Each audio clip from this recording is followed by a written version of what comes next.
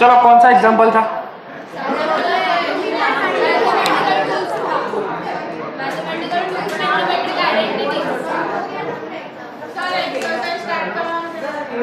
Example में कहाँ तक पहुंचे थे? 3.8 3.9 हो गया? सबको आता है? कोई डाउट नहीं है?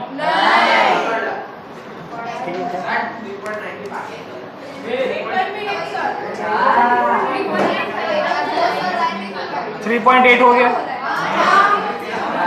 3.9 करो, चलो हो गया बस। तो एक्सरसाइज में चलो 3.1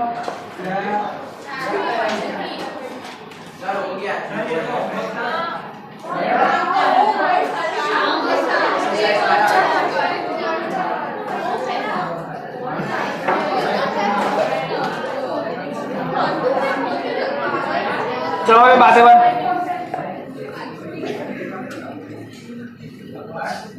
एक्सरसाइज में 3.1 कौन पढ़ेगा? You have to read.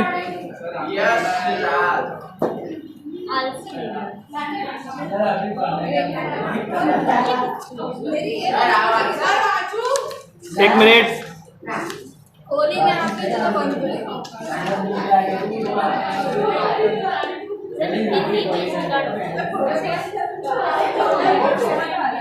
चलो पढ़ो। वे बातें बंद हो माही, चुप एकदम। चलो क्वेश्चन नंबर 3.1।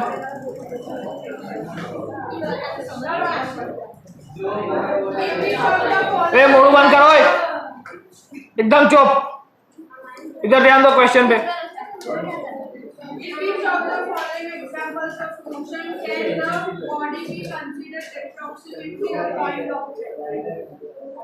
अब पॉइंट ऑब्जेक्ट के बारे में आप लोग क्या जानते हो?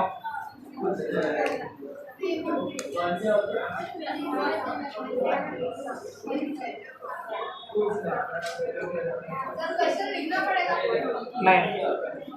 फर्स्ट थियरी क्या थी हमारी? Concept of particle. When can we say that कि the object is taken as particle? मतलब रेडियस ऑफ द पार्टिकल से डिस्टेंस बिटवीन द 2 पॉइंट ज्यादा होता है, ऐसी कंडीशन में हम उसको क्या ले सकते हैं? पॉइंट ऑब्जेक्ट कंसीडर कर सकते हैं। First theory of chapter number 3, concept of particle. जब दो पार्टिकल के बीच का डिस्टेंस r उन दोनों की रेडियस से बहुत ज्यादा हो जाए, in that condition we can say that कि ये पॉइंट ऑब्जेक्ट है। सिंपल है, कोई डाउट किसी को इसमें? तो पहला क्वेश्चन पढ़ो। There are 4 possibilities given. First possibility is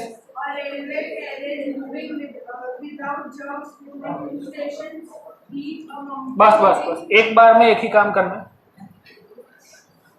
अब बोला है railway carriage travelling between 2 stations.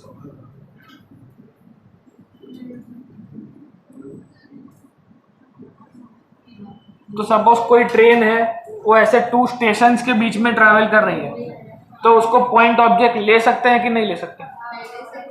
कैसे?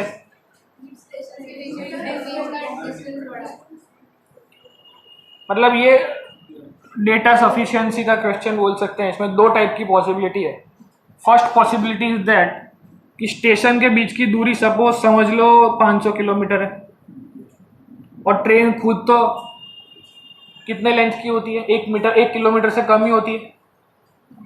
तो इसकी रेडियस मतलब distance between the 2 particles 500 is double greater than the radius of the train.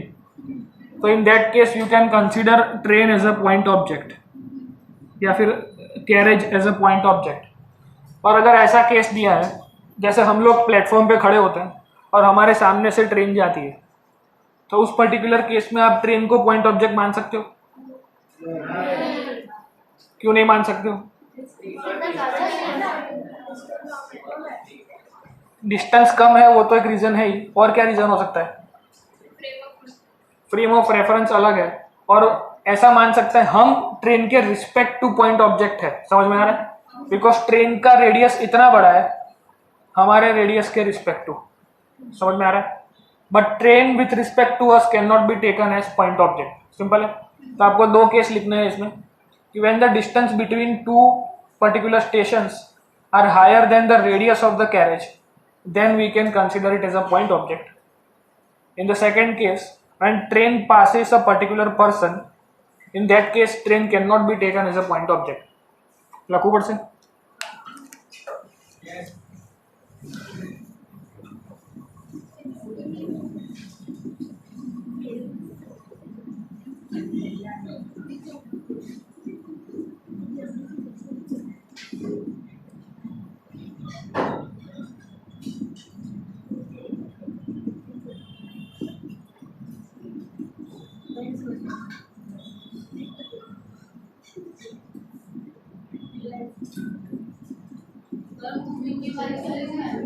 क्या हुआ? मोशन बिटवीन, मूविंग बिटवीन, आप लोगों को पूरा लिखना है, ऐसा लिखते हैं between two stations the distance between stations are much greater than radius of the carriage.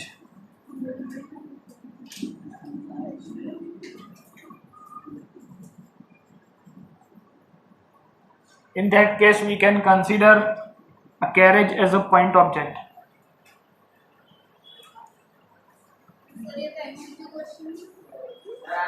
पर अब तो देख साल बाद देखेगी, 6 महीने बाद देखेगी, तेरे को कुछ याद नहीं आएगा।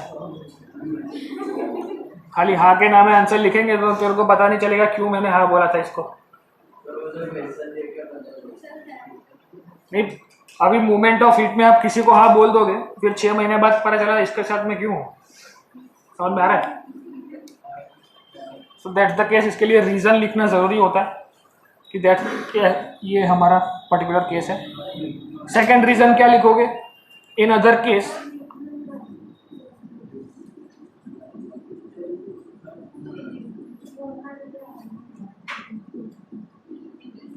when person is standing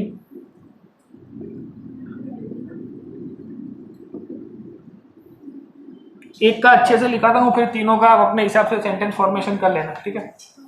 in other case when person is standing on the station, on the platform या फिर स्टेशन जो भी लिखना है, and train passes him or her,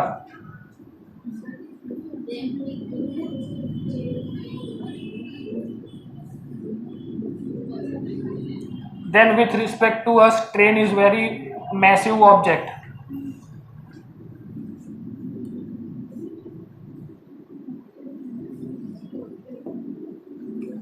With respect to को WRT लिख सकते हैं, आपको पता होना चाहिए क्या लिखा है।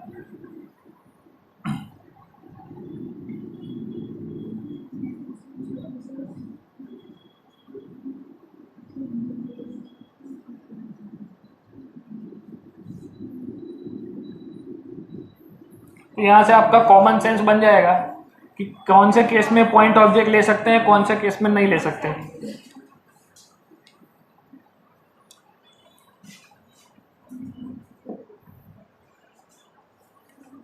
बी पोर्शन क्या बोल रहे हैं?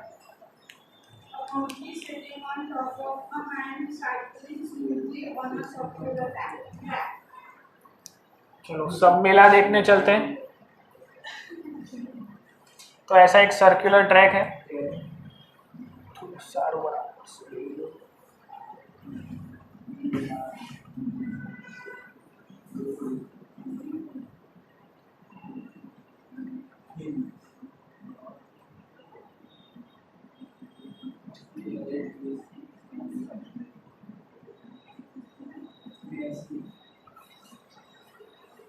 तो ऐसा केस दिया है कि a monkey sitting on a top of a man cycling smoothly on a circular track। अब इन दैट केस हमें मंकी के बारे में शायद पूछा है कि मंकी किसी के सर पे बैठा है, तो मंकी को पॉइंट ऑब्जेक्ट ले सकते हैं कि नहीं ले सकते? क्यों नहीं ले सकते?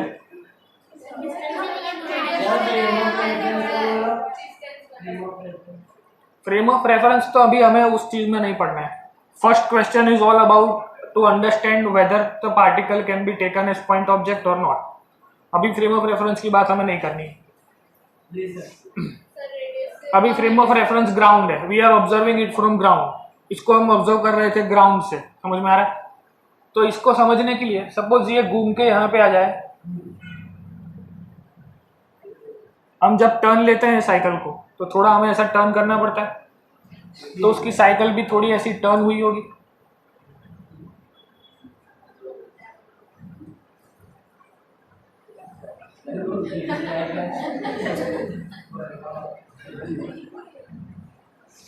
तो उसके सर के ऊपर ऐसे मंकी बैठा होगा।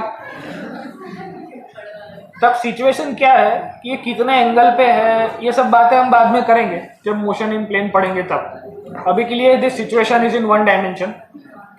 तो अगर ये पूरी सर्कुलर ट्रैक पे घूम रहा है तो मोशन इज सर्कुलर ट्रैक, इसमें दो पार्टिकल के बीच का डिस्टेंस तो है नहीं, वो वापस से घूम के वहीं पे आने वाला है, समझ में आ रहा है?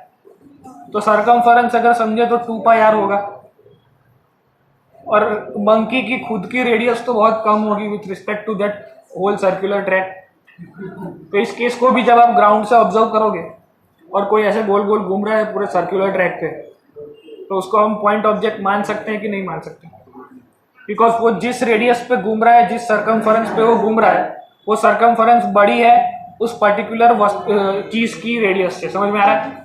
तो मंकी की खुद की रेडियस आप समझो तो मंकी की हाइट कितनी हो सकती है? 2 फीट, 1 फीट मैक्सिमम।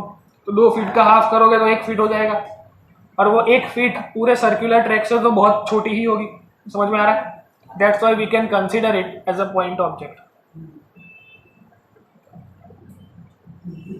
देखो मैकेनिक्स में क्या करना है आपको, कोई भी सम आपके सामने वर्ड फॉर्मेट में आता है, उसको आपको सोच के ऐसे डायग्राम फॉर्मेट में लाना पड़ेगा। You have to imagine certain things कि भाई एक ट्रेन जा रही है, 2 स्टेशन के बीच में है। सपोज आप जब याद करो कि जब आप यहाँ से सूरत या मुंबई या कहीं पे भी आप ट्रेन में गए हो, तो आपको याद आ सकता है कि भाई कितने ज़्यादा किलोमीटर का डिस्टेंस है और ट्रेन खुद छोटी है, तो हम उसको पॉइंट ऑब्जेक्ट मान सकते हैं।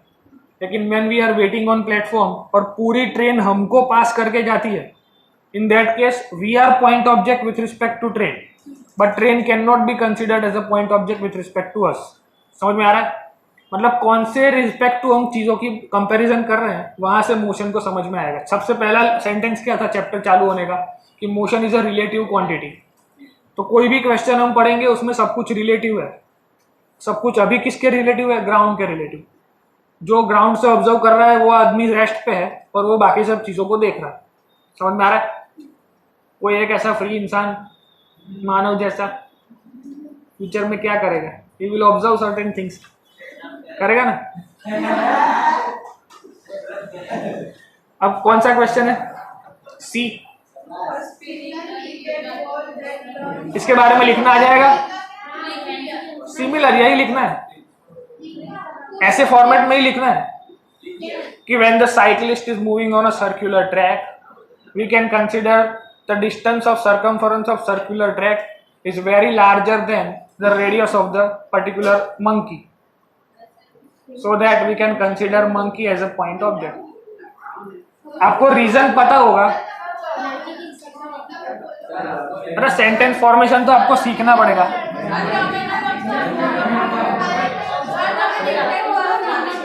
ओके देखो, cyclist is moving on a circular track,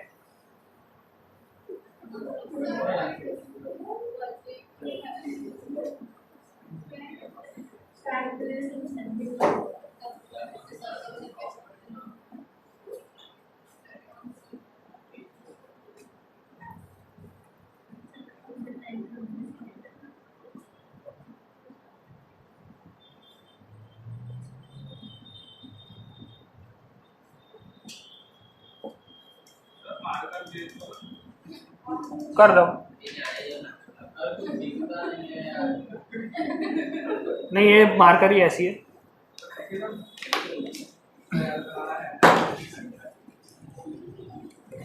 एक बार पढ़ लेते हैं, देखो circumference of the track, circular track will be much greater than the monkey itself, so that by the concept of particle we can consider monkey as a particle। मतलब ये मैंने जो लिखा है so that by concept of particle, वो पढ़ के teacher को समझ में आ जाएगा कि यू नो दैट कि रेडियस मतलब सरकमफरेंस जो है वो मंकी की रेडियस से डबल है, ऐसे बाजू में आप लिख सकते हो बाय कंसेप्ट ऑफ पार्टिकल। मतलब there is a reason and you know it, ऐसा आप उसको बता रहे हो।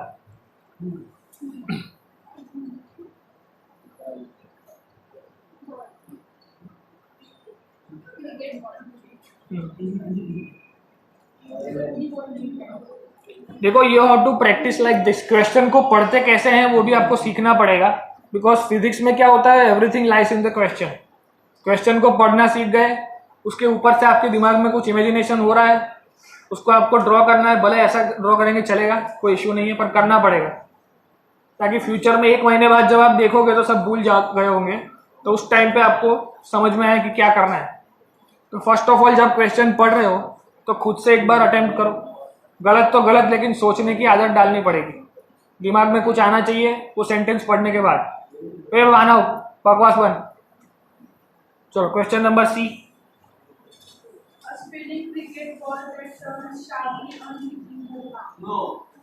क्यों नो भाई, रीजन जो है अपन कौन क्वेश्चन है, क्यों नहीं ले सकते। क्वेश्चन क्या है, एक बार ध्यान से पढ़ो, इतना फास्ट कभी नहीं पढ़ना है, शांति से पढ़ना है। देखो, a spinning cricket ball that turn sharply on hitting the ground. अब ऐसे बॉल को क्या आप पॉइंट ऑब्जेक्ट मान सकते हो, क्यों नहीं मान सकते।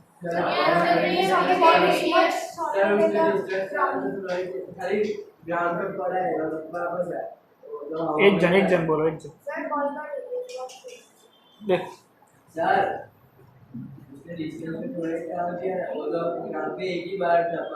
ये भी एक रीजन है, and we have to consider motion as a reason also. देखो सारी चीजें पढ़ क्यों रहे हैं, बिकॉज मोशन हो रहा है।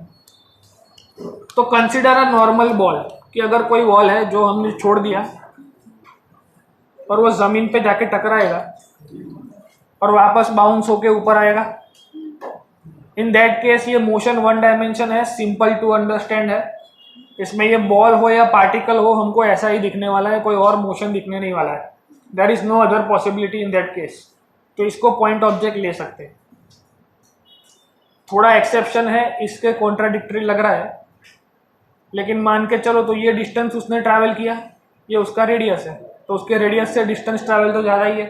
समझ में आ रहा है, ये तो रीज़न है ही, पर आपको क्या समझना है कि we have to understand motion, कि वो पार्टिकल, सपोज मैं कार लेके यहाँ से अहमदाबाद जा रहा हूँ और मैप के अंदर वो पार्टिकल दिखा रहा है कि वो बड़ौदा से कार निकली और अहमदाबाद पहुँची, बरोबर, पर वो पार्टिकल सच्ची बात तो बता रहा है कि वो बड़ौदा से निकला और अहमदाबाद पहुँचा, ऐसा तो बता नहीं रहा है कि वो सूरत पहुँच चुका है। समझ में आ रहा है, मतलब मोशन जस्टिफाई होना चाहिए। तो इस चीज़ का मोशन जस्टिफाई हो रहा है कि बॉल गिरा, उसने टप्पा खाया, ऊपर आया, तो it can be justified by a point easily, कि पॉइंट आएगा, टप्पा खाएगा, ऊपर आएगा, सिंपल है, तो हो पाएगा इससे। मतलब concept of particle, frame of reference, ये सब क्यों है, we have to understand the motion. Motion को जस्टिफाई करने के लिए, कंपेयर करने के लिए वो दोनों कॉन्सेप्ट हमने बनाया। तो यहाँ पर अगर मैं कंसेप्ट ऑफ पार्टिकल लगाऊं तो लग पाता है, पर इसमें वर्ड क्या है, स्पिनिंग बॉल। स्पिनिंग बॉल मतलब वो नीचे भी आ रहा है और ऐसे रोटेट भी कर रहा है। समझ में आ रहा है, तो जब वो ऐसे रोटेट करेगा तो सिचुएशन क्या होगी, बॉल उसको नीचे टकराने के बाद ऊपर भेजना चाहेगा, लेकिन ड्यू टू इट स्पिन उसका रिजल्टेंट इधर निकल के आएगा और बॉल इधर जाएगा। समझ में आ रहा है, ये सब आप आगे के स्टैंडर्ड्स में पढ़ेंगे। ओमेगा इज एंगुलर वेलोसिटी, आगे के चैप्टर्स में, मतलब कि ओमेगा एंगुलर वेलोसिटी से अगर कोई चीज़ घूमती है तो उसे ओमेगा बोलते हैं। जैसे कोई चीज़ वेलोसिटी में होती है, स्पीड में होती है, उसको हम वी बोलते हैं, तो इसको ओमेगा बोलते हैं। जब वो घूमता है तो उसका एंगुलर वेलोसिटी होता है। एंगुलर वेलोसिटी होने के बाद सपोज किसी चीज़ के ऊपर 2 फोर्स लग रहे हैं, एक जन उसको ऐसे खींच रहा है, एक जन उसको ऐसे खींच रहा है, तो वो किस तरफ जाएगा, यहाँ से 2 न्यूटन, यहाँ से 2 न्यूटन, तो किस तरफ जाएगा वो, ऐसे बीच में आएगा। समझ में आ रहा है, यही कॉन्सेप्ट हम आगे समझेंगे कि अगर किसी गुब्बारे को मैं ऐसे खींचूंगा तो वो वर्टिकली नीचे आएगा, ऐसे खींचेंगे तो वो हॉरिजॉन्टली आगे जाएगा। लेकिन दोनों एक साथ खींचेंगे तो वो चीज़ ऐसे नीचे आएगी, समझ में आ रहा है, रिजल्टेंट डायरेक्शन में नीचे आएगी। अभी समझ रहे हैं हमको? तो यहाँ समझो, तो ये बॉल ऐसे रोटेट कर रहा है, तो एक कंपोनेंट उसको यहाँ ले जाने की कोशिश करेगा, मतलब इस तरफ, और ये टप्पा खाने के बाद ये ज़मीन उसको सीधा ऊपर भेजने का ट्राई करेगी। मतलब एक उसको यहाँ बुला रहा है और ड्यू टू स्पिनिंग वो उसको यहाँ बुला रहा है, तो दोनों के रिजल्टेंट डायरेक्शन में यहाँ पे वो जाएगा। समझ में आ रहा है?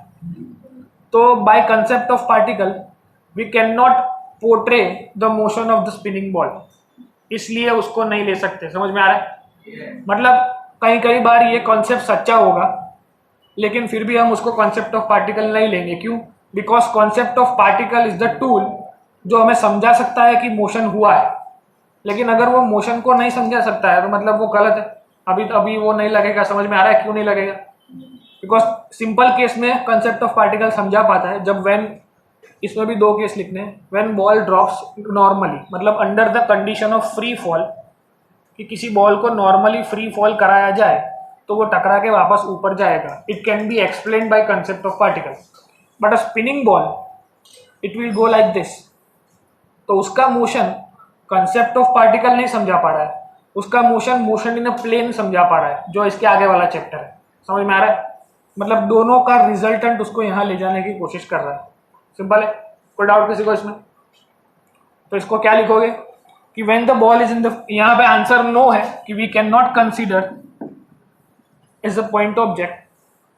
ये सब आपको कैसेट क्यों गा रहा हूँ, ताकि आपको थोड़ा डीपली समझ में आए और आप इसको अप्लाई करना सीखे।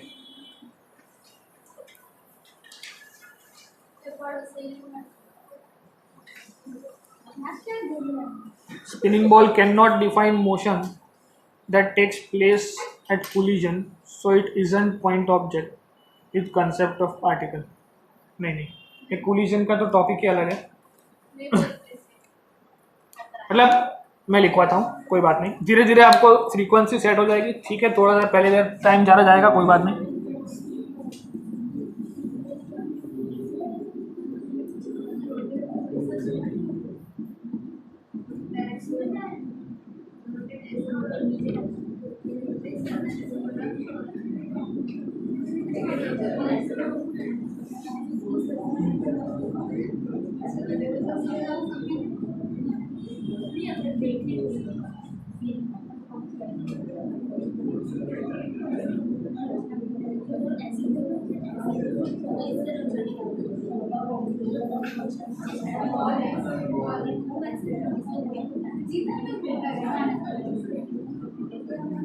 सर एक क्वेश्चन, इधर मेंशन किया है कि spinning cricket ball free fall में तो स्पिन होएगा नहीं। मतलब ये हमने पहला केस अलग से माना, हमें दिया नहीं है, हमने माना कि अगर ऐसा होता, मैं आपको एक्स्ट्रा केसेस करवाते जा रहा हूँ कि इसमें ऐसा होता तो ये कर पाते।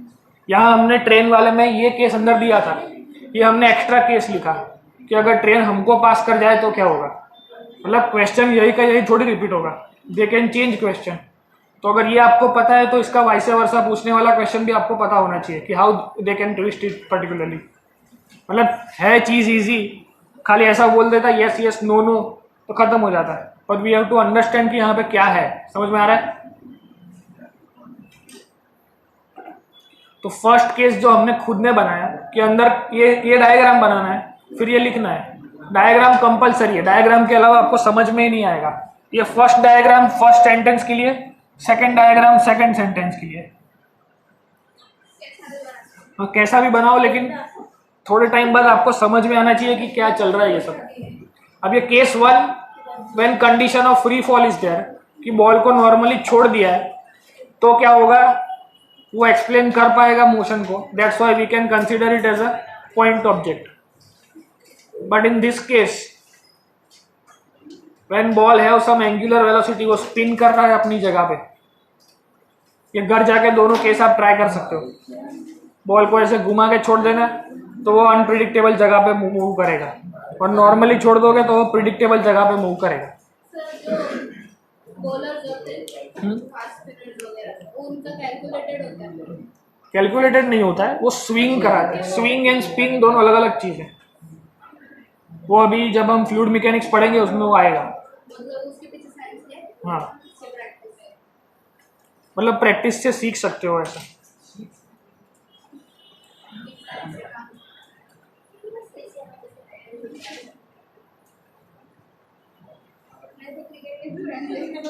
अब इसका दूसरा वाला केस तो आप बना पाओगे, डायग्राम बनाना है और लिखना है कि if the spinning ball strikes the ground, वो स्पिन की वजह से हॉरिजॉन्टली जाना चाहेगा और जमीन उसको ऊपर भेजना चाहेगी, तो उन दोनों के रिजल्टेंट में उसका मोशन अनप्रिडिक्टेबल है, कहीं पे भी जा सकता है वो। समझ में आ रहा है?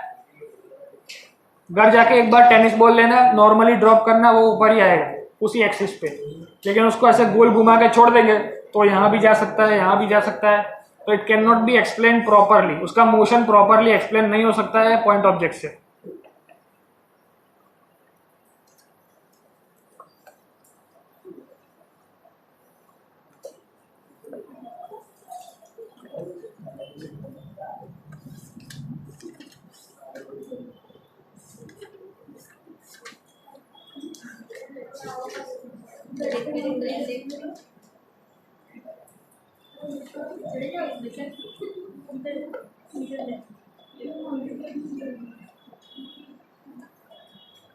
चलो हो गया,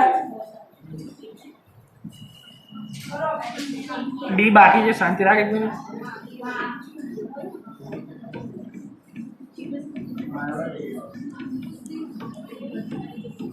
ऑप्शन डी कोई और पढ़ेगा अभी?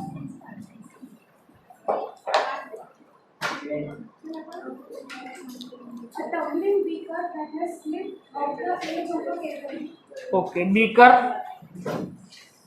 Edge of the table, okay ठीक है। चलो अब इसमें ध्यान देना है आपको कि कहाँ से क्या कैसे हो रहा है। तो glass check, suppose this is a beaker,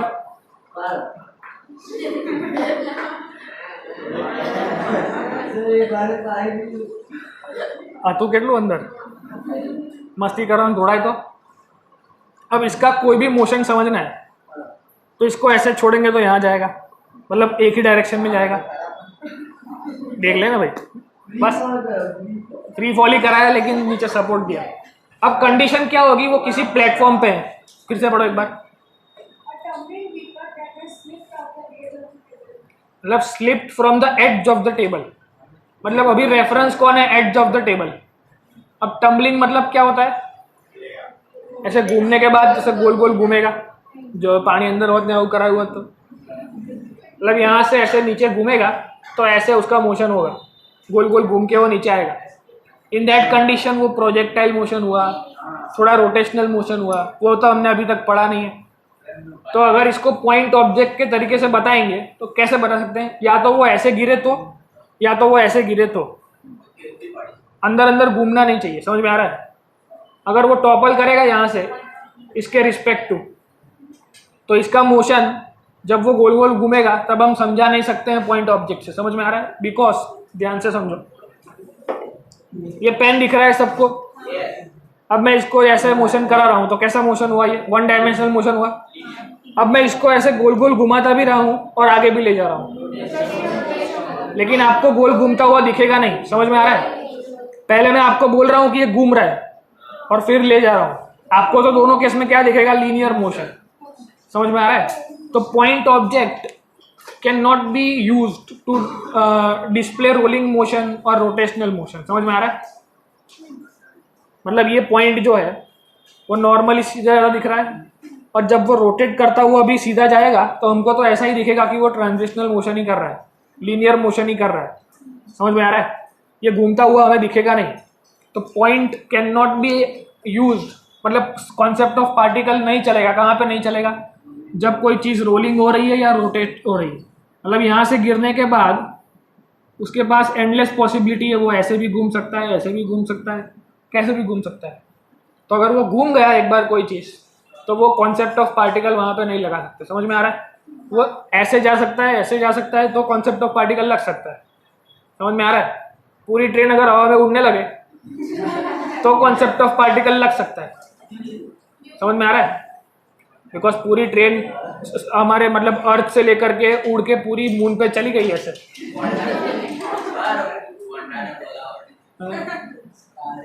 तो इसमें ये ड्राइंग बनाना है, और लिखना है कि व्हेन द पार्टिकल रोटेट्स, ये तो हमने यहाँ भी देख लिया कि जब वो रोटेट होता है तो पॉइंट कॉन्सेप्ट नहीं चलता है। क्या वर्ड था इसके लिए, टॉपलिंग या टम्बलिंग? टम्बलिंग या रोटेटिंग लिख दो वो अच्छा रहेगा। Rotating body.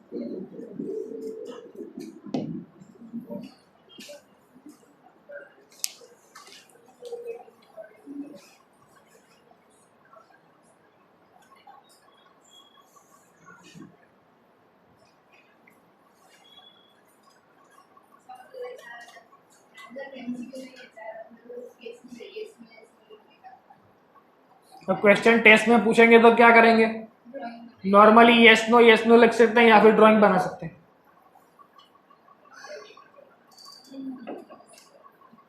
डिपेंड करता है, रीजन पूछा है, मतलब ये सब पता होने से आपको क्या फायदा होगा कि जब नीट जेई के सेशंस हम लेंगे तो उसमें आपको कॉन्सेप्ट ज़्यादा क्लियर होगा कि when to apply concept of particle and when not to apply.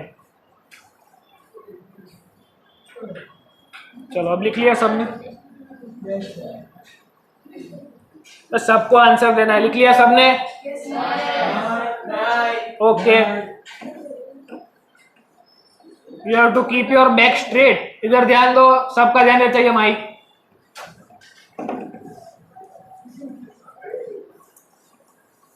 अब सेकंड क्वेश्चन कौन पढ़ेगा?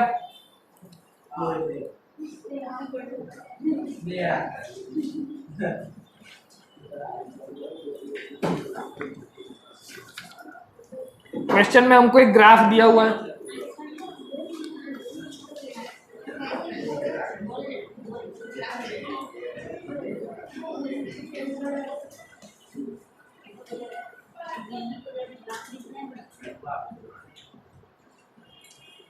अब एक्सटी ग्राफ का स्लोप क्या देता है?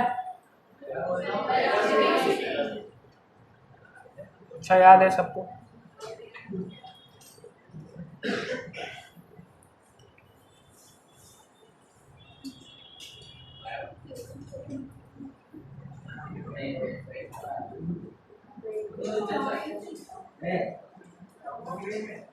ओके, अब क्या पूछा है? फर्स्ट क्वेश्चन क्या है? A lives closer than B, कौन नजदीक रहता है, ऐसा क्वेश्चन है। The position time of XT graph of two children A and B returning from their school from O to their homes P and Q respectively are shown in the figure. P and Q is their homes.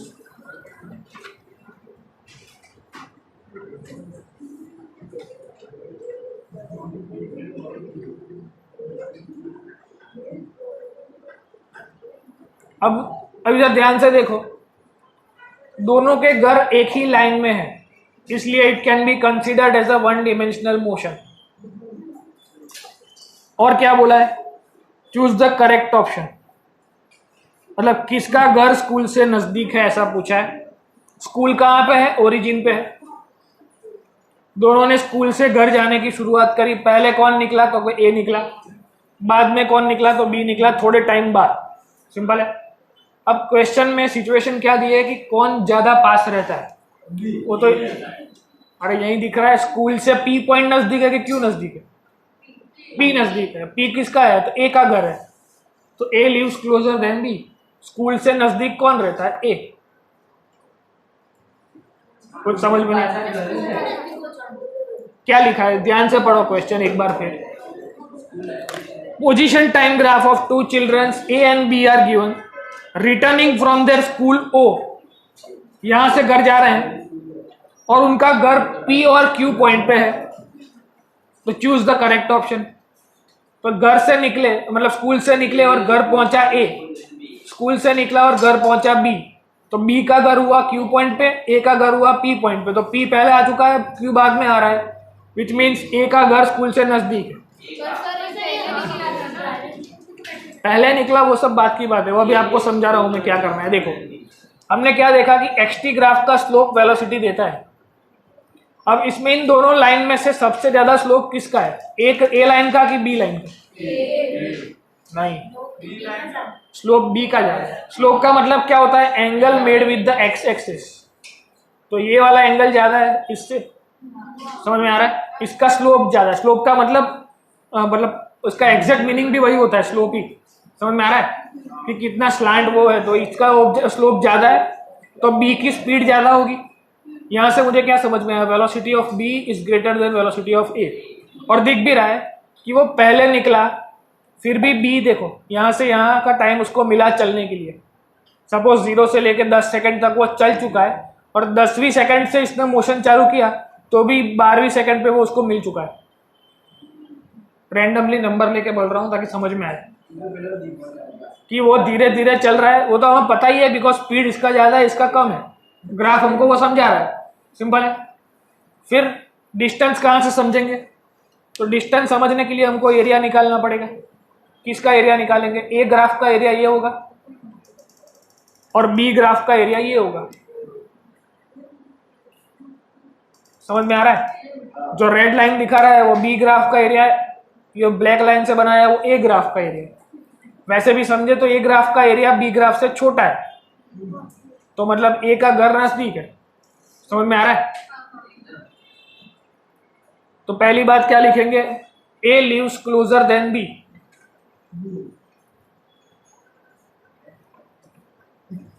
वही है ना question?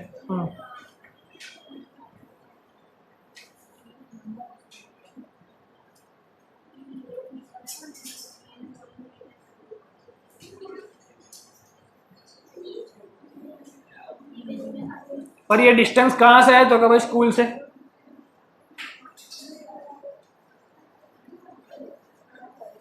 Who starts from the school earlier than who? सी कोई छेद नहीं लावे पटेल।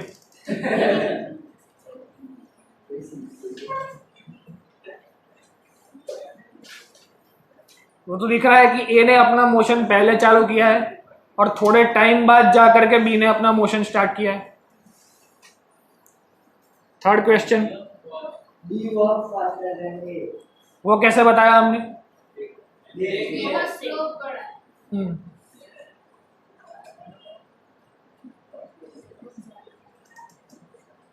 मतलब आप पहले इन्फरेंस लिख लो, डायग्राम बना के उसके बाजू में लिख लो कि वेलोसिटी ऑफ बी ज्यादा है वेलोसिटी ऑफ ए से, बिकॉज स्लोप, ताकि फ्यूचर में जब ये क्वेश्चन फिर से पढ़ो तो आपको समझ में आए कि हमने यहाँ पे स्लोप का कंसेप्ट लगाया, उससे पता चला V B is greater than V ए।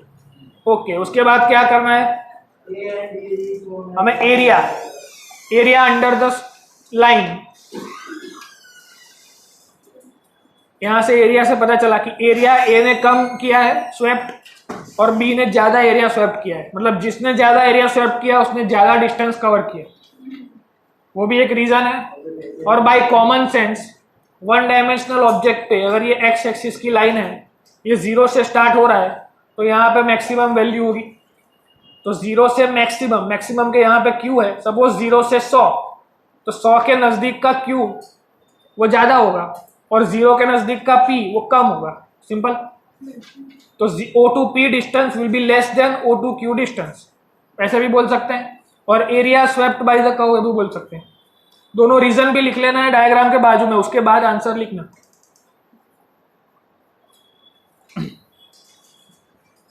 कोई नहीं, आखी वो आपने फाटी जैसे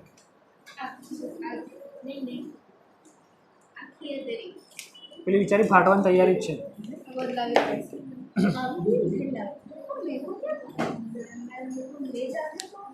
चलो उसके बाद कौन सा क्वेश्चन है, ए बी रीच होम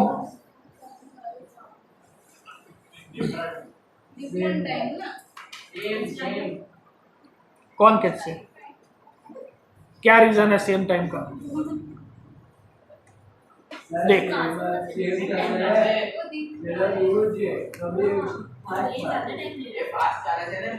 देखो, ये ए घर पहुंच गया यहाँ पे इतने टाइम पे, बी घर पहुंच गया है इतने टाइम पे, तो T1 T2, तो T2 ज्यादा होगा T1 से,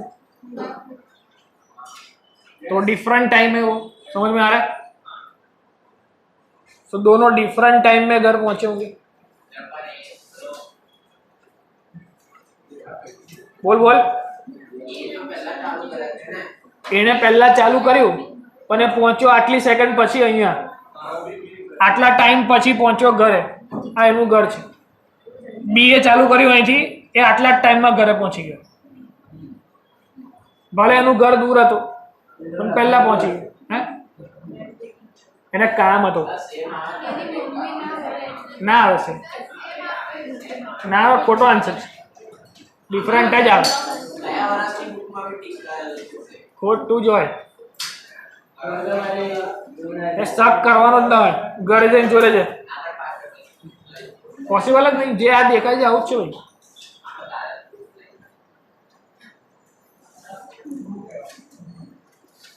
बुक के पीछे आंसर दिए है, जो ले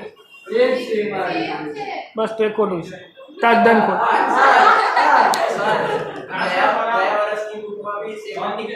આપણે નવી બુક જોઈએ, નવી બુક કઈ છે હમણાં લેટેસ્ટ કોઈની છાપેલી હોય ને,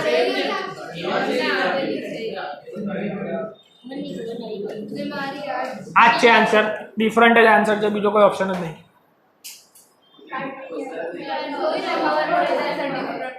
कौन ओवरटेक करेगा रोड और कितनी बार? एक बार कैसे बोला आपने? 3 स्टार। कौन ओवरटेक करेगा किसको?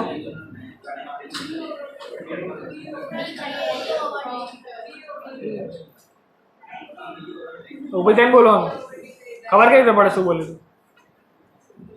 यहाँ क्या दिख रहा है, पहले ये मोशन कर रहा है और बी ने तुरंत उसको ओवरटेक किया, मतलब ओवरटेक करने के लिए उससे आगे निकलना पड़ेगा, उससे आगे निकलने के लिए उसके बाजू में तो आना पड़ेगा, तो एक ही पॉइंट पे दोनों को पहुंचना पड़ेगा, तब जाके वो ओवरटेक कर पाएगा।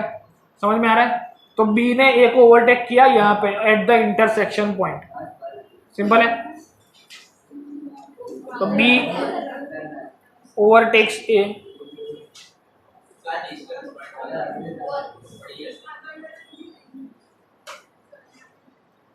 શું તકલીફ છે ભાઈ તને?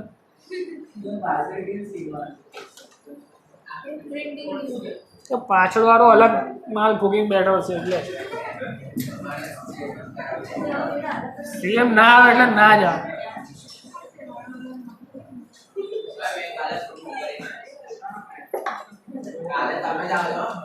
ઓકે,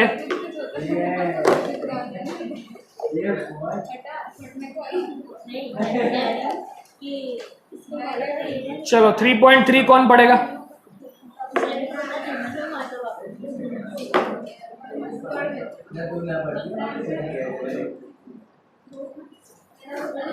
श्रीनिवास तो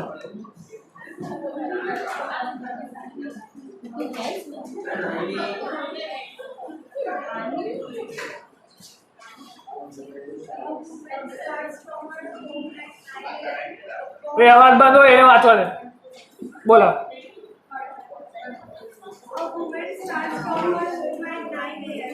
Walks with a speed of 5 kilometers per hour on a straight shore up to her office at 2.5 kilometers. कौन चलावे? बच्चे नहीं बोलो, bad manners. Visits the office up to 5 p.m. and returns home by an auto with a speed of 25 kilometers per hour. Chooses suitable skills and plots the racing graph of her motion. Okay,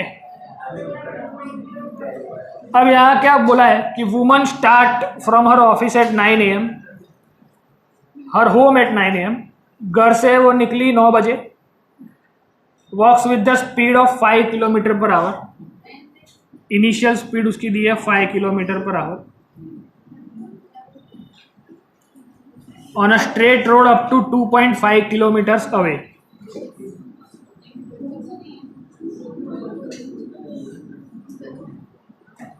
Stays at the office up to 5 p.m. Okay. And returns home with an auto by 25 kilometre per hour. अब सबसे पहले distance kilometre में दिया है और time our में दिया है. लेकिन first of all we have to find the time, कि वो कितने टाइम में ऑफिस पहुंची. कैसे फाइंड करेंगे? Speed is equal to distance upon time. तो टाइम इज इक्वल टू क्या होता है? हाँ,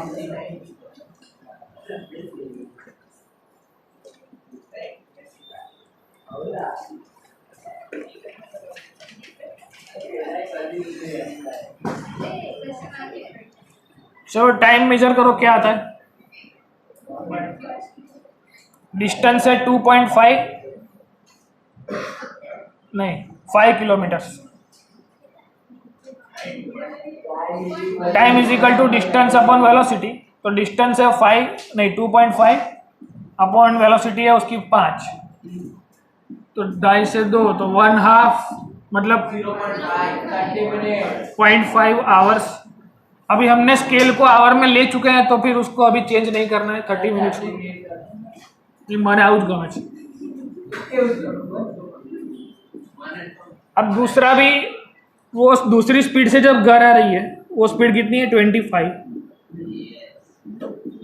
अब इन दैट केस डिस्टेंस तो सेम रहेगा, बिकॉज वो घर से ऑफिस जाए या ऑफिस से घर आए, डिस्टेंस विल बी सेम. तो अब टाइम निकालो, कितना टाइम आता है? 0.1 hours. Distance upon velocity. Distance है आपका 2.5, ये है 25 बरोबर 0.1.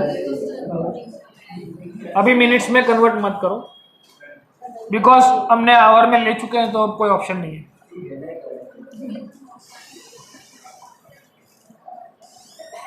अब स्केल क्या लेंगे? 0.1 से 1 hour. मतलब 9 बजे उसने मोशन चालू किया, या तो मैं ऐसा लिख सकता हूँ 0, 1, 2, 3, 4, 5, 6 आवर्स. या फिर हम ऐसा ले सकते हैं कि भाई 9 बजे उसने स्टार्ट किया तो यहाँ 9 बजा दो. 10, 11. सर नहीं, छोटा करना पड़ेगा. क्या हुआ? सीधा 9 बजे से ही उसने मोशन चालू किया तो 9 बजे को ओरिजिन पे ले लो. फिर 10, 11, 12 वहां से वो 5 बजे तक ऑफिस में रही. हमने देख लिया कि भाई वो हाफ एन आवर में वहां पर पहुंची, आधे घंटे में वहां पर वो पहुंची है. तो 9:30 कहाँ पे होंगे? यहाँ एग्जैक्ट सेंटर पे हो जाएंगे. वो वर्षों उदी 4 बजे. डिस्टेंस कितना था? 2.5. तो यहाँ पे कर देंगे 0.5, 1, 2, 1.5, 2, 2.5. तो यहाँ तक उसको जाना है.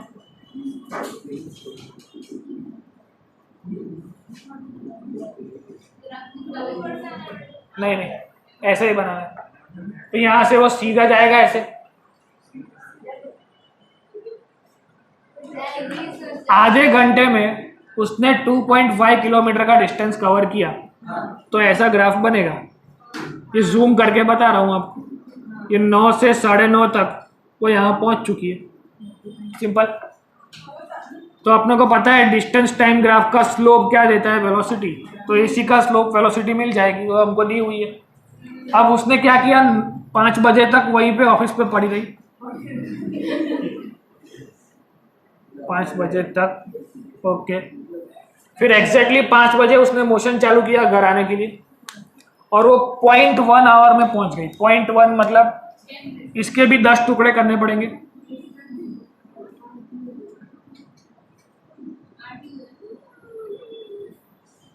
तो पहले टुकड़े पर वो घर पहुंच गई. तो graph will be like this.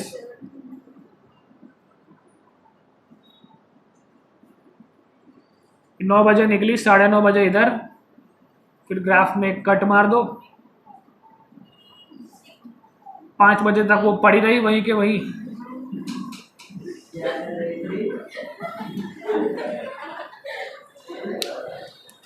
कौन सा क्वेश्चन था ये?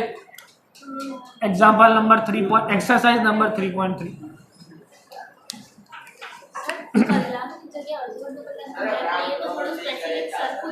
जीव तने जीव गमे પોતાની શ્રદ્ધા પ્રમાણે જેવું કરવું. આપણે ગુજરાતમાં રહીએ છીએ. Gujarat is a dry state. Sir illegal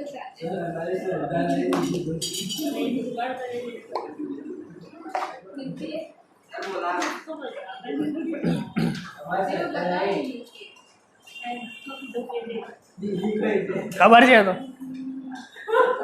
લખી દઉં, બોર્ડ પર નામ લખી દઉં.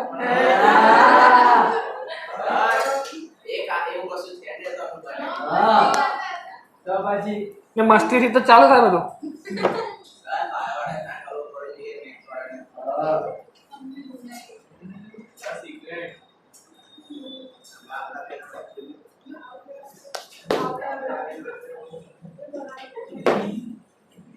નુકસાન થઈ ગયું.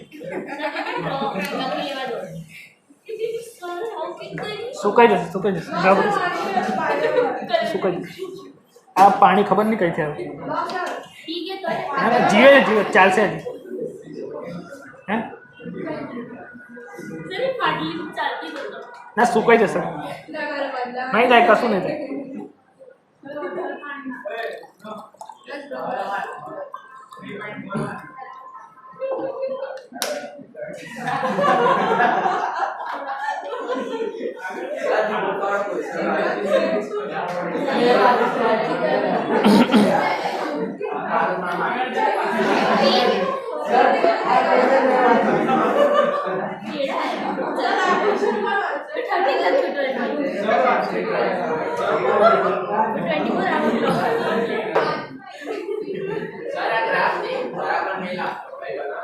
આ બાજુ બનાવ્યા તો કરો ફરી.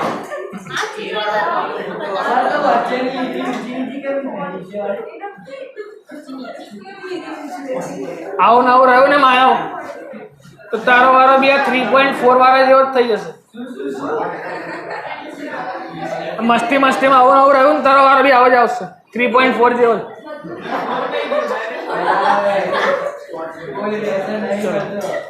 ફ્યુચર માનવ હવે હમણાં ના પાડશે પછી તો કરીશ ને.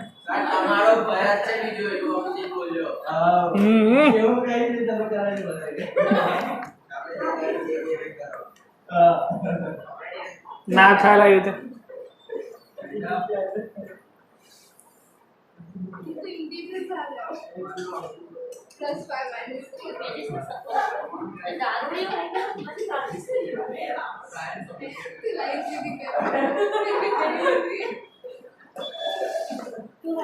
देखो क्वेश्चन इज लाइक दिस कि drunkard walking in a narrow लेन.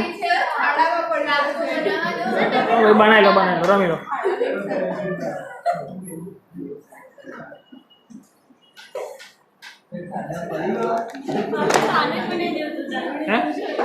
थोड़ा व्यवस्थित बनाओ.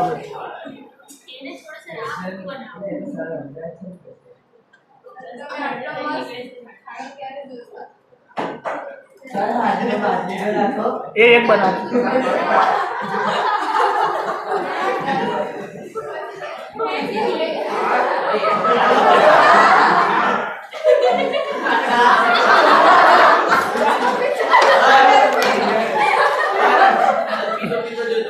हाँ હવે થઈ ગઈ તું. પાણી ભરી જતો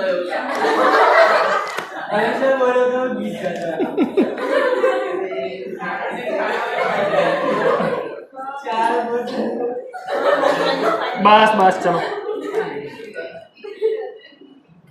अब उसमें क्या बताया થઈ ગયું બધાનું ગ્રાફ પતી ગયો.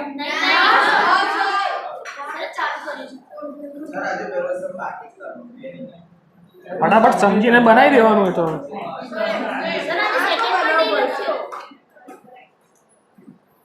वो कंप्लीट होती है ना मेरी तो फैमिली वाली क्या તારી મરજી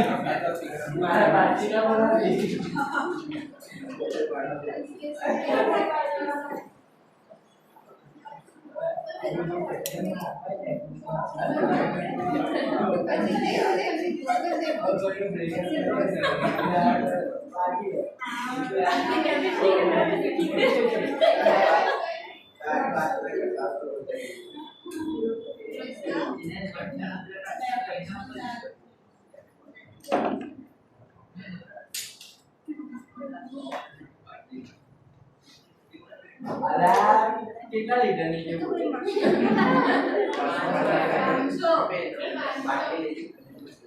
સર સારું નથી લાગતો એ બધી વાતો કરે છે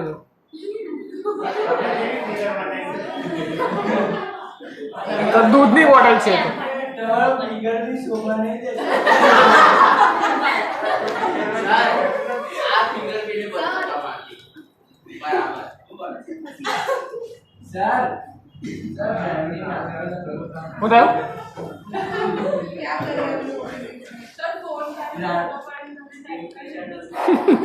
સર બ્રાન્ડનું નામ છે એ આમાંથી કાપી લેજે બસ હે આમાંથી કાપી લેજે આ વિડીયો બને ને એમાંથી કાપી લેજે ફોટો પાડવાની જરૂર નહીં પડે સ્ક્રીનશોટ પડી જશે હે નહીં બરાબર સર રિપોર્ટિંગ ચાલુ છે ને હા આ લાઈવ ડેમો બતાવવાનું બોલાવો તે चलो।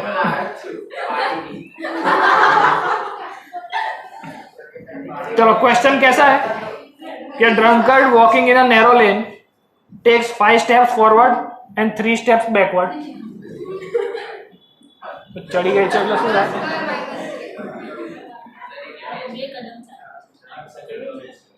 5 steps forward and 3 steps backward.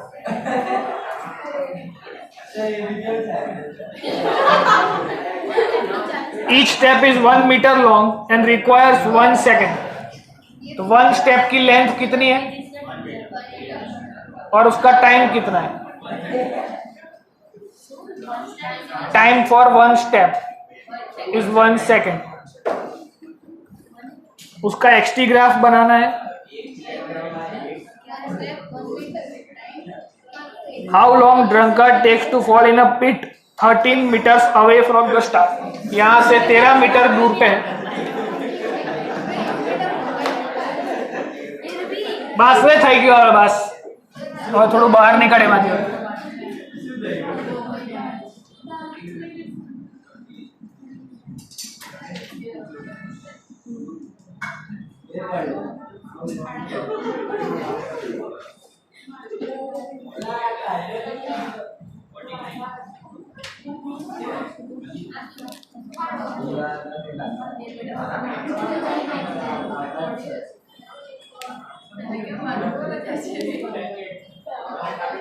चलो इसका ग्राफ भी बनाना है हमको. हाँ तो समझवा માટે બનાવ્યું છે ગ્રાફ પછી બનાવું. अब he is taking 5 steps forward and 3 steps backward. तो पहले जब वो पहली 5 सेकंड के लिए पहले 5 स्टेप लेगा, एक बाजू टाइम का लिस्ट बनाओ, एक बाजू डिस्टेंस का लिस्ट बनाओ. तो फर्स्ट केस में 0 to 5 सेकंड्स के लिए ना लगा, इतना भी गलत कैसे हो सकता है? जो 0 થી 5 सेकंड में 5 स्टेप लीधा तो 5 मीटर डिस्टेंस कवर था. फिर उसने क्या किया 3 स्टेप्स बैकवर्ड. तो 3 स्टेप्स बैकवर्ड लेने के लिए देखो 1 2 3 4 5 पहले यहाँ पर पहुंचा, फिर उसने 3 स्टेप बैकवर्ड लिए 1 2 3 तो 2 पे पहुंचा. तो बाकी के 3 सेकंड 5 6 7 8 6 7 8 एक्चुअली. तो वो पहुंचा 2 मीटर पे. समझ में आ रहा है कैसे करना है?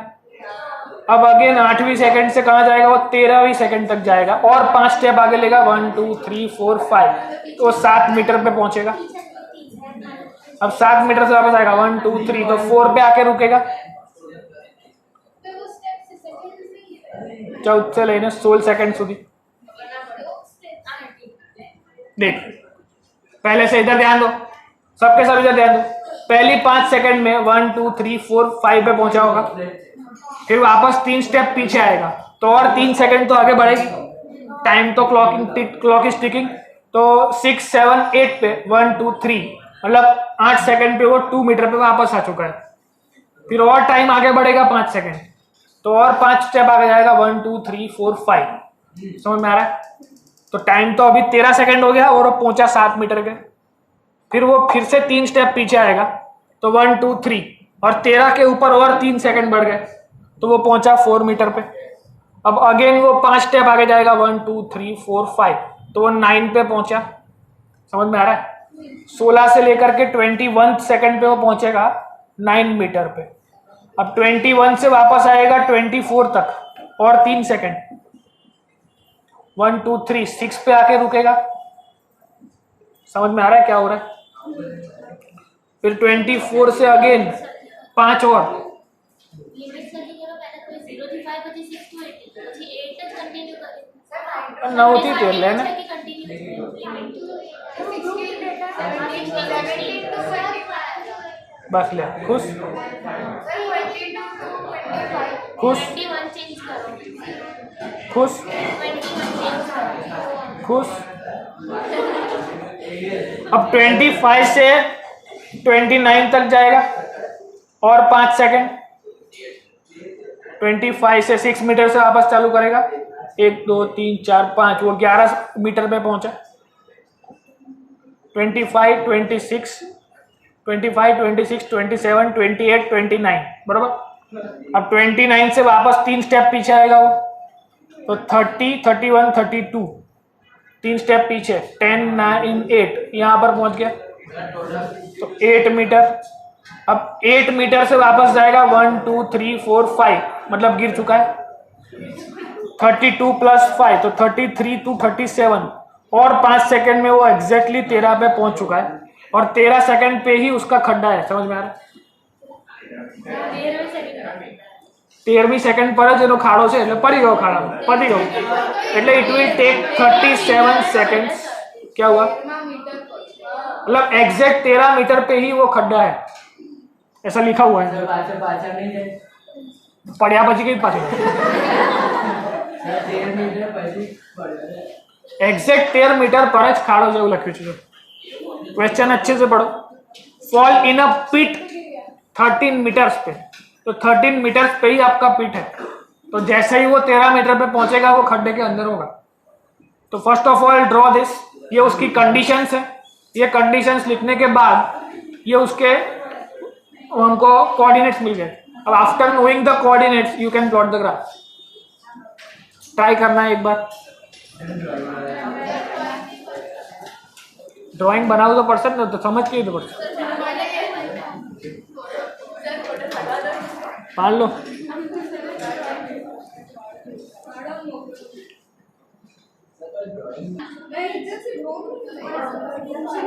चलो देखो इधर ध्यान दो। सर आओ પેલું 17 21 પછી હું લખું 22 24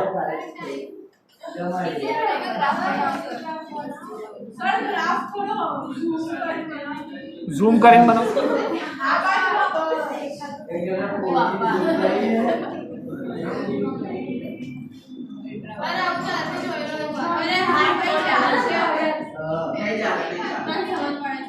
एक मिनट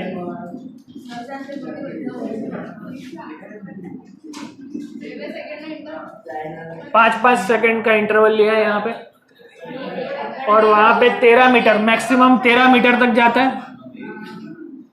1 2 3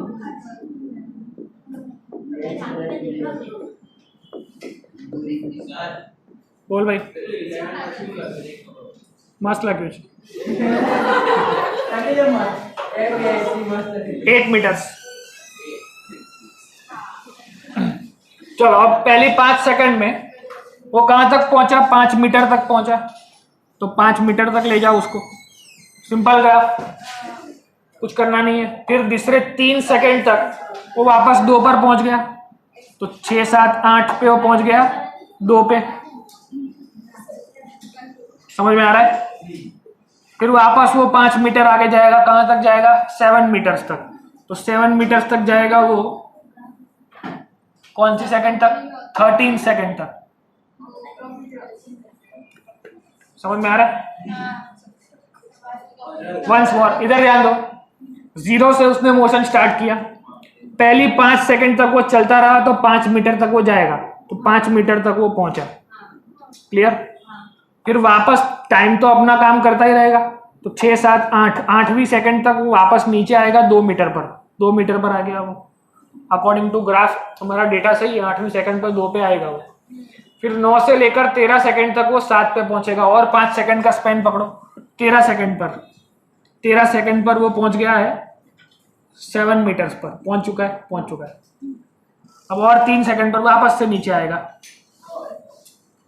तो ऐसा ही ग्राफ आपका बनता रहेगा। और फिर गिर जाए। और एग्जैक्ट 37 पे यहाँ पे कहीं पे आएगा वो, तो वो गिर चुका होगा अंदर। हो जाएगा। जेवी तारी मर्जी, समझ में आ गया ग्राफ सबको? अरे जवाब तार वाला समझ पड़ेगी बता। कोई જાતનો રિસ્પોન્સ જ નહીં પબ્લિક નો, ભણવું જ નથી બસ।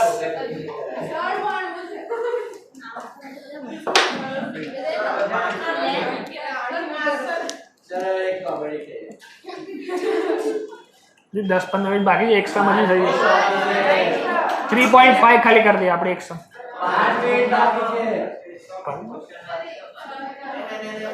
11 बजे किसका लेक्चर है? मैथ्स। रात 2 से 5 मिनट।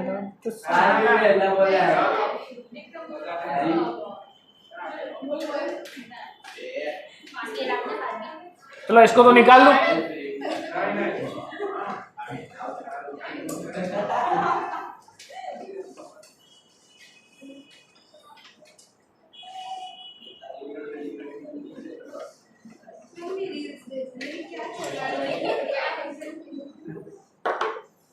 चलो क्वेश्चन नंबर 3.5।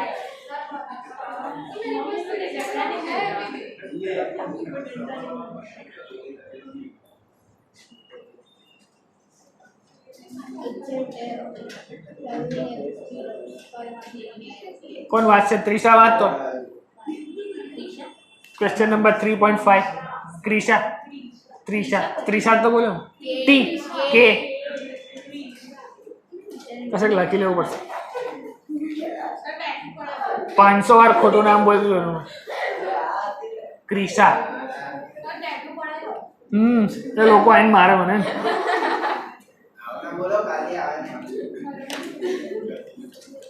चलो 3.5।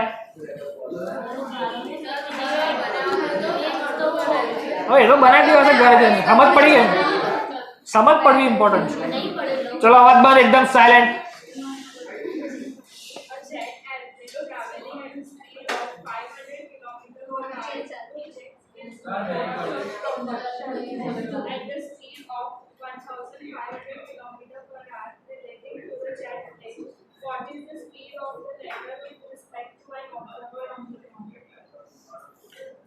अब रिलेटिव वेलोसिटी का क्वेश्चन है, इसको थोड़ा अच्छे से समझते हैं। समझ से भाई शांति रखने भाई, कमेंट पास करनी जरूरी है।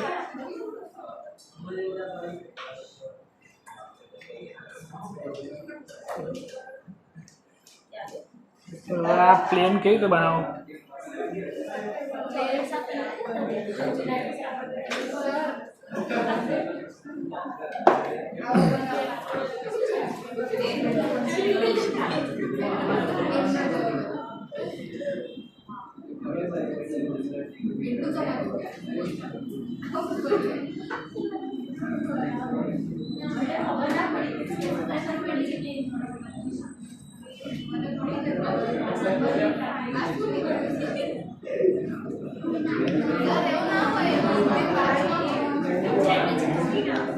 जेट प्लेन्स अलग बस। चलो इधर ध्यान दो।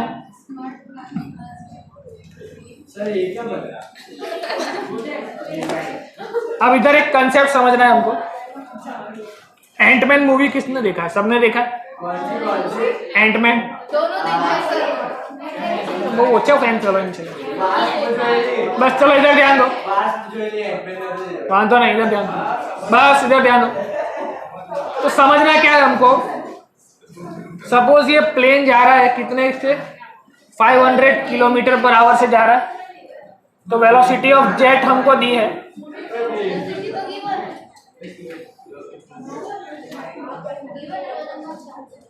शांति रखो, इधर ध्यान दो। क्वेश्चन पूरा एक बार फिर से मैं पढ़ता हूं। देखो इधर ध्यान दो, कैसे क्वेश्चन पढ़ना है, उसका क्या इन्फरेंस निकलना है, सब सीखना पड़ेगा। Jet airplane travelling at the speed of 500, तो 500 ejects its waste products of combustion, ये कंबशन हो गया, उसका स्पीड दिया है, velocity of waste of combustion is 1500 kilometre per hour. अब रिलेटिव टू जेट प्लेन, ये रिलेटिव टू जेट प्लेन है, मतलब WJ। बकवास बंद कर। अब ये आगे जा रहा है तो इसको प्लस में लेंगे, और कंबशन पीछे की साइड जा रहा है तो इसको माइनस में लेंगे। यहां तक कोई डाउट किसी को? अब relative to the jet plane, what is the speed of the latter with respect to an observer on the ground, कि ग्राउंड से अगर कोई देखेगा इस चीज को तो उसको इस वेस्ट की स्पीड क्या दिखेगा, तो वेलोसिटी ऑफ WG पूछा है, सिंपल। जी तो स्टेशनरी मॉडल हाँ, अब आपको 2-3 फ्रेम ऑफ रेफरेंस समझने हैं, शांति रखिए। अब कोई ग्राउंड से यहाँ से नीचे खड़ा होकर देख रहा है तो उसको क्या दिखेगा, और ग्राउंड पे जो इंसान खड़ा है वो तो रेस्ट पे होगा, तो वेलोसिटी ऑफ ग्राउंड क्या होती है, ऑलवेज 0। अब हमें क्या समझना है, मैंने जब रेफरेंस फ्रेम आपको पढ़ाया तो आपको बताया था कि there is no such rule to select a reference frame. समझ में आ रहा है? तो अगर कोई कार चल रही है रोड पे, सपोज 50 किलोमीटर पर आवर की स्पीड से कोई कार जा रही है, and you are observing the car from outside, ये कार जा रही है 50 किलोमीटर पर आवर से, और आप बाहर से देख रहे हो, हैरी पॉटर ने गाड़ी चला, तो आपको बाहर से देखते हुए उसकी स्पीड क्या दिखेगी, 50 दिखेगी। If you sit inside the car तो स्पीड क्या हो जाएगी, 0। समझ में आ रहा है? So there are 2 reference frame, एक होती है ग्राउंड की फ्रेम जब आप बाहर से उसको देख रहे हैं, और जब आप एंटमैन बन के अंदर बैठ जाओ या गाड़ी पर चिपक जाओ कहीं पे, तो क्या हो जाएगा, वेलोसिटी 0 बन जाएगी। बीजी वस्तु भी आपसे देना पर 24% ले। तो there are 2 reference frames, ground से देखो या फिर कंबशन के ऊपर बैठ जाओ। अब कंबशन जो पार्टिकल्स है, पार्टिकल्स के ऊपर बैठ जाओ तो कंबशन की स्पीड क्या हो जाएगी, 0। खुद को कंबशन पार्टिकल मान लो, खुद को प्लेन के अंदर मान लो, तो प्लेन की स्पीड क्या हो जाएगी, 0। तो इस क्वेश्चन को सॉल्व करने के 3 तरीके हो सकते हैं। Either you can consider ground as a reference frame, either you can consider combustion particle as a reference frame, or you can consider plane as a reference frame. हमको जो इजी पड़े ऐसे काम करना। ये अभी क्यों सिखा रहा हूँ, बिकॉज आगे जो भी सम आएंगे उसमें हमें रेफरेंस फ्रेम चेंज करनी पड़ेगी। समझ में आ रहा है? ये क्वेश्चन सबसे इजी है इसलिए इजीली समझ में आएगा। इसके बाद जो क्वेश्चन आएगा उसमें भी 2 मेथड करेंगे, और 3.9 जो हमें समझना है वो मोस्ट इंपॉर्टेंट क्वेश्चन है आपका। उसको करने के लिए ये आपको समझ में आना चाहिए कि रेफरेंस फ्रेम को कब चेंज करना है। According to our convenience we can change reference frame. ये समझ में आ गया? तो सिंपली हमें लिखना है कि according to our reference frame, यहाँ तो बोला ही है compulsory find with respect to ground, तो हमें यही करना पड़ेगा। तो अब क्या करना है, हमारे पास सारा डिटेल अवेलेबल है, तो फॉर्मूला कौन सा लगेगा,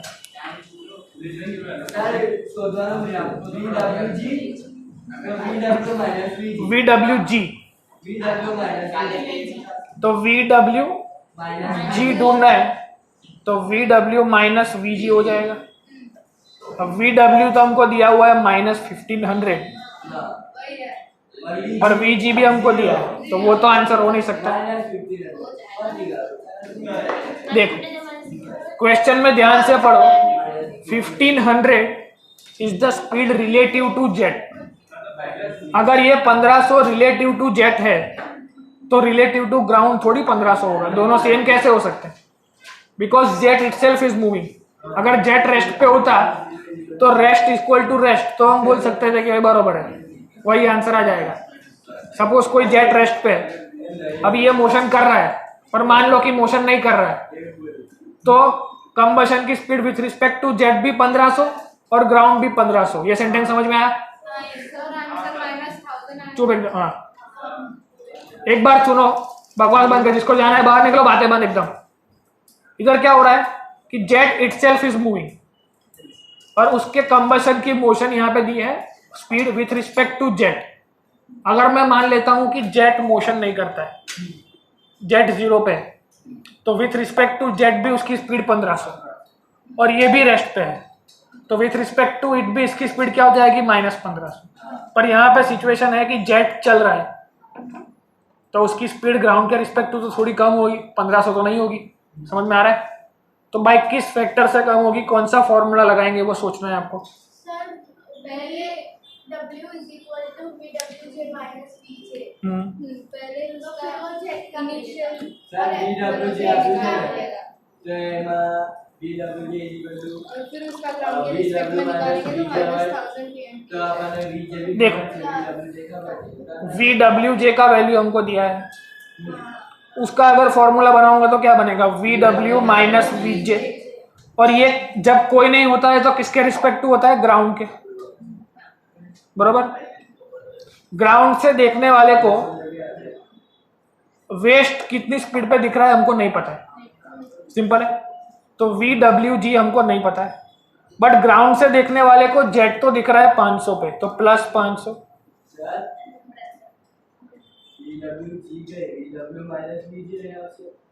VW - VJ वही लिखा मैंने, पर ये W किसके रिस्पेक्ट टू है? ग्राउंड के। ये J किसके रिस्पेक्ट टू है? ग्राउंड के। समझ में आ रहा है? और waste, velocity of waste with respect to jet, वो तो हमको दिया -1500। तो इसका वेलोसिटी चाहिए तो इसको उस तरफ ले जाऊंगा तो माइनस उस तरफ जाके प्लस हो जाएगा, तो -1500 + 500 equal to velocity of waste with respect to ground. तो एक्चुअल क्या है? -1000 km/h। मतलब उसकी जो वेलोसिटी थी वो -1000 थी। समझ में आ रहा है? एक्चुअली ग्राउंड से देखने पे रियल वेलोसिटी ये थी। समझ में आ रहा है? एग्जाम्पल के तौर पे समझो कि अगर आपकी कार 100 km/h से जा रही है और सामने से दूसरी कार भी 100 km/h से आ रही है, तो आपको वो कितनी स्पीड से दिखेगा? देखो यही समझना है, यही मेन कॉन्सेप्ट है। हाँ, if you are moving at 100 और सामने से कोई 100 से आ रहा है तो हमको तो 100 + 100 दिखेगा ना। समझ में आ रहा है? कॉमन सेंस क्या लगानी है कि हम भी उसकी तरफ 100 से दौड़ रहे हैं और वो भी आपकी तरफ 100 से दौड़ रहा है, तो आपको तो 200 से दिखने वाला है वो। समझ में आ रहा है? और वो रिलेटिव वेलोसिटी की मेथड से करके देखो, तो मेथड क्या बोलती है? VAB, velocity of A observed bye B, तो VA - VB। VA प्लस है तो +100, ये माइनस में है तो -100, तो आंसर क्या आया? 200। वो तो हमको कॉमन सेंस से भी पता चल गया था कि 200 दिखने वाला है। अगर दो लोग रेस करते हैं तो A का वेलोसिटी 100, इसका भी 100, तो A को B कैसा दिखेगा? रेस्ट पे दिखेगा, बिकॉज दोनों एक साथ चल रहे हैं। समझ में आ रहा है? मेरे बाजू में जो कार चल रही है उसकी स्पीड भी सेम, मेरी स्पीड भी सेम, तो मुझे ऐसा ही लगेगा मैं भी रेस्ट पे हूँ, वो भी रेस्ट पे है। समझ में आ रहा है? और उसके आगे निकलने के लिए किसी एक को अपनी स्पीड बढ़ानी पड़ेगी। मतलब एक ही डायरेक्शन में है तो सिंपली सबट्रैक्शन करना पड़ेगा, और ऑपोजिट डायरेक्शन में है तो सामने वाले की वेलोसिटी इसमें ऐड हो जाएगी। सिंपल है। This is the most important topic of your 11th। Relative velocity बहुत जगह पे काम आएगी। डॉपलर इफेक्ट, मतलब चैप्टर नंबर 4 में फिर से 2 डायमेंशनल रिलेटिव वेलोसिटी आएगी कि बारिश गिर रही है तो आप छाता किस एंगल पे खोलोगे तो बारिश आपके नहीं पड़ेगी। तो ऐसे सारे क्वेश्चंस आएंगे, वो सब आएगा तब सॉल्व करेंगे। तो इसको अच्छे से नोट्स बना लो बस। तो we will conclude this lecture here. Next class में 3.6 से स्टार्ट करेंगे। आपने कल बोला सर 60